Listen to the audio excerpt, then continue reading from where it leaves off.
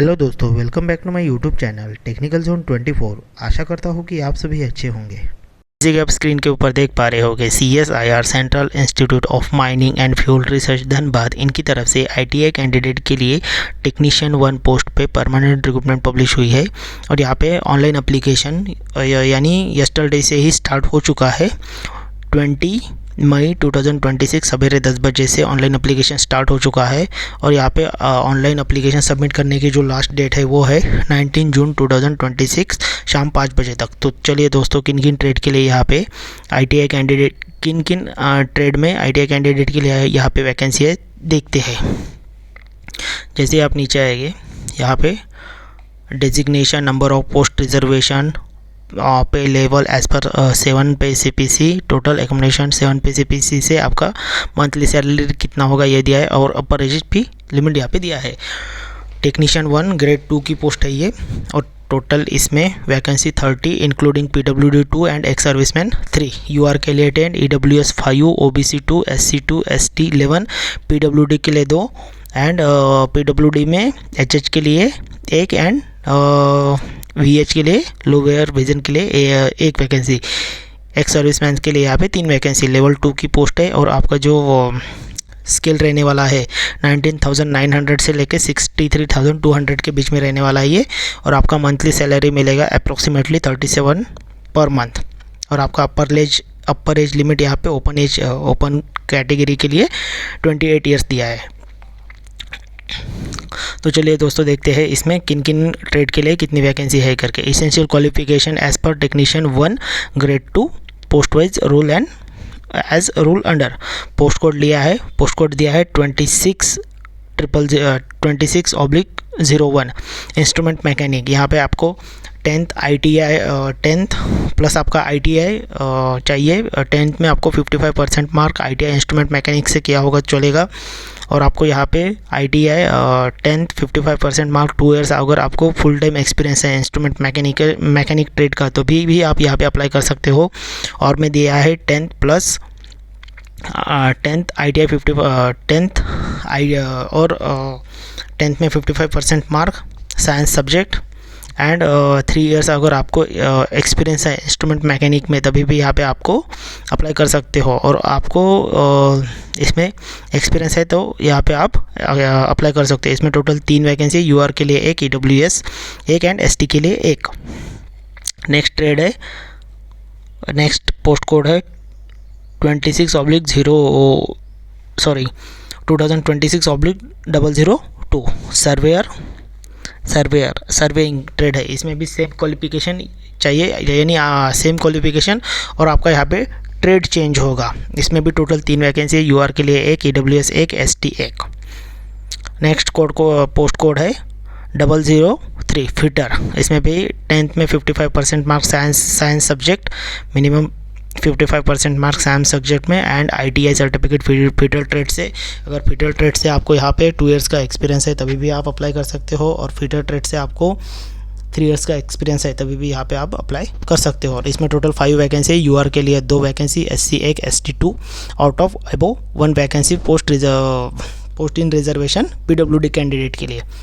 Next post code है 002 welder के लिए। यहाँ पे भी सेम क्वालिफिकेशन, आपका ट्रेड चेंज होगा। यानी इसमें क्या है, टेक्नीशियन के लिए ट्रेड चेंज होगा।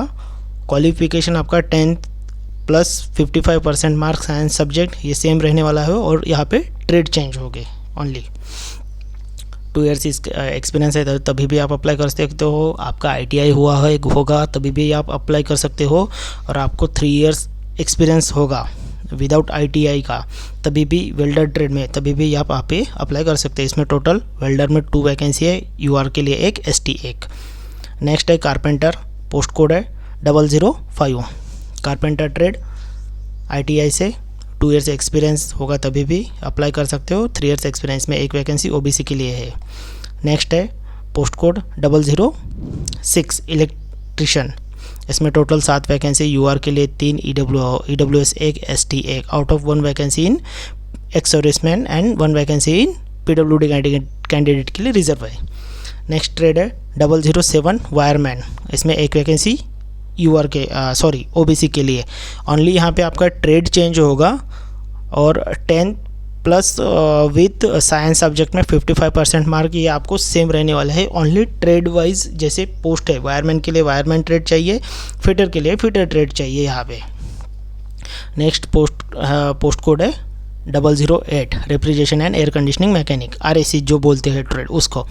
इसमें भी आपको 10th विथ साइंस सब्जेक्ट में 55% मार्क। ITI आपका refrigeration and air conditioning trade से होना चाहिए। इसमें आपको 2 ईयर्स का एक्सपीरियंस होगा और 10th में आपको 55% मार्क हो गए साइंस सब्जेक्ट में, तभी भी यहाँ पे अप्लाई कर सकते हो। और 3 ईयर्स का आपको एक्सपीरियंस होगा तभी भी यहाँ पे आप अप्लाई कर सकते हो। लेकिन आपको 10th और प्लस साइंस सब्जेक्ट में 55% मार्क चाहिए। इसमें 2 वैकेंसी है, UR के लिए 1, ST के लिए 1। नेक्स्ट पोस्ट कोड है 009 ड्रॉप्समैन सिविल। इसमें 1 वैकेंसी है AWS के लिए, बाकी आपका ट्रेड चेंज होगा और क्वालिफिकेशन जो है वो वही रहेगा, ओनली ट्रेड चेंज होगा।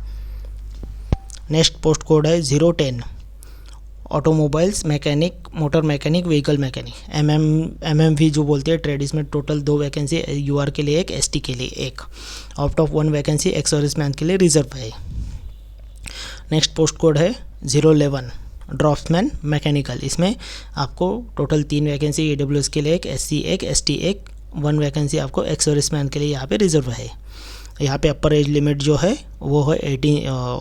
एज लिमिट जो है यहाँ पे maximum and minimum age limit, closing date of online application जो दिया है 18 से लेकर 28 ईयर तक।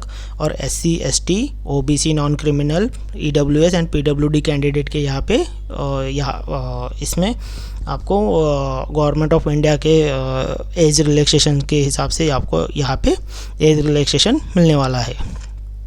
where not be specified, और last date of submission application online in 19 June 2026। यहाँ पे एज रिलैक्सेशन कैटेगरी वाइज दिया है। SC ST के लिए 5 ईयर्स और OBC नॉन क्रिमिनल के लिए 3 ईयर्स, PWD अनरिजर्व्ड के लिए 10 ईयर्स, PWD OBC के लिए 13 ईयर्स, SC ST PWD के लिए 15 ईयर्स, CSIR एम्प्लॉय होगा उसके लिए 5 ईयर्स,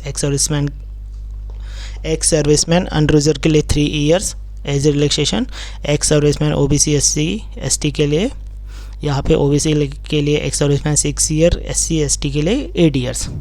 एडिशनल वुमेन डिवोर्सेस अगर होगी तो उनको एज लिमिट 35 ईयर्स दिया है।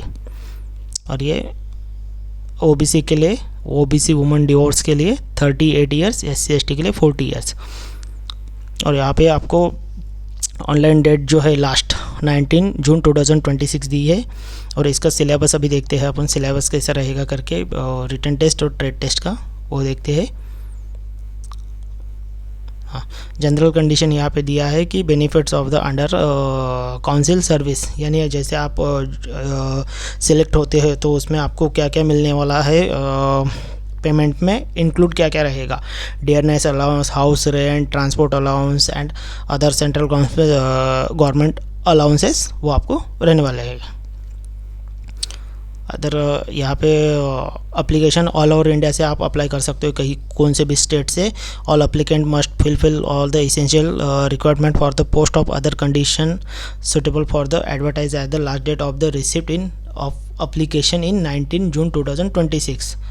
और यहाँ पे आप पहले से ही किसी गवर्नमेंट इसमें डिपार्टमेंट में होगे तो आपको यहाँ पे NOC नो ऑब्जेक्शन सर्टिफिकेट आपको अपलोड करना पड़ेगा। तो इसमें सिलेबस देखते हैं अपन, क्या क्या सिलेबस रहने वाला है कि रिटन टेस्ट का वो भी देखते हैं। सिलेक्शन प्रोसेस जो रहने वाली है, सिलेक्शन प्रोसेस देखते हैं। The candidate are requirement by the screening committee थी। आपने अप्लाई करने के बाद में यहाँ पे क्या होगा, आपके एप्लीकेशन स्क्रीनिंग किया जाएगा स्क्रीनिंग कमेटी के तरफ से। फिर बाद में डेवर कंडीशन फॉर द पर्पज़, अगर आपका कुछ एप्लीकेशन सही है और थोड़ा रिजेक्ट हो रहा है तो आपको कुछ नोट देंगे और टाइम देंगे सही करने के लिए, आपको यहाँ पे टाइम दिया जाएगा। फिर बाद में आपको ट्रेड टेस्ट के लिए इनवाइट किया जाएगा। फिर आपका जो होगा ट्रेड टेस्ट क्वालिफाइड होने के बाद में आपको इनवाइट किया जाएगा कॉम्पिटिटिव रिटन एग्जाम के लिए। There for will be 3 papers रहेंगे उसमें। यहाँ पे पेपर फर्स्ट रहेगा, paper second and paper third रहेगा। Paper second and paper third will be equivalent only for the those candidate who sure the minimum there should mark to be determined by the selection committee in the paper first. हाँ, यहाँ पे क्या दिया है, एक point दिया है इन्होंने कि पेपर 3 होने वाले हैं, एक paper first, paper second, paper third. Paper second में अगर आपको मिनिमम मार्क है तभी ही आपका paper second and paper third जो है वो चेक किया जाएगा सिलेक्शन कमेटी की तरफ से। The final merit list will be prepared only on the base of mark obtain by the paper second and paper third. जो फाइनल मेरिट लिस्ट यहाँ पे बनेगी, ये बनेगी paper second and paper third के मार्क के बेसिस पे। The syllabus will be trade test to the respective trade and competitive written examination will be notified in the course of the time in the officially website institute officially website of the institute. यानी जो trade test का time, date and officially syllabus है ये institute के website के, इनका जो website है www.cimfr.res.in इनके ऊपर पब्लिश कर दिया जाएगा। The related details for the written examination considered for the three paper covering mentally ability, general awareness and English language for considered subject etc. as under same for the competitive written examination। और यहाँ पे आपको made of examination दिया है, OMR based और computer based objective type multiple choice exam होगा।